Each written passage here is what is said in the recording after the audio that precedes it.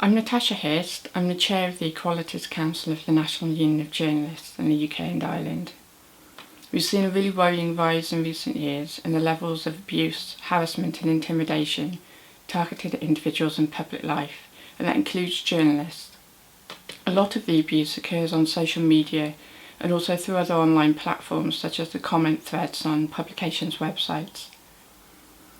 An international survey of female journalists showed that 64% said that they'd experienced some form of online abuse. And this included sexist comments, obscene messages, cyberstalking, and death or rape threats. Almost half of those women said that they hadn't reported the abuse they'd experienced, and 2/5 of them said that the behaviour had led to their self-censorship. The Guardian did a piece of research looking at the comments on their website over a 10-year period, and they found that of the 10 most abused writers, 8 of them were women and 2 were black men. So this is showing a really concerning trend in abuse being targeted at individuals on the basis of their identity, such as gender, race, disability and so on.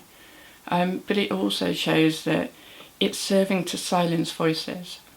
And if we silence journalists' voices, we're undermining our democracy, we're undermining the ability of the general public to get access to impartial and accurate information that helps them to make informed decisions about the world around them. The NUJ is active in a number of ways in tackling online hate speech. We work in partnership and collaboration with other organisations and other trade unions to gather evidence and to respond to consultations, which enables us to lobby governments at different levels in order to try to influence change to policy and legislation, and also change to the way that governments think about online abuse and how to tackle it. More importantly, as a trade union, we are there to serve and to represent and support our members who might be experiencing hate crime and online abuse through their work. So we work alongside employers to ensure that they have effective policies and practices in place, in the first place to try to prevent abuse from occurring, such as by moderating comments online, and also to ensure that the right things are in place to provide support that's needed for any individuals who might experience online abuse or hate crime directed at them.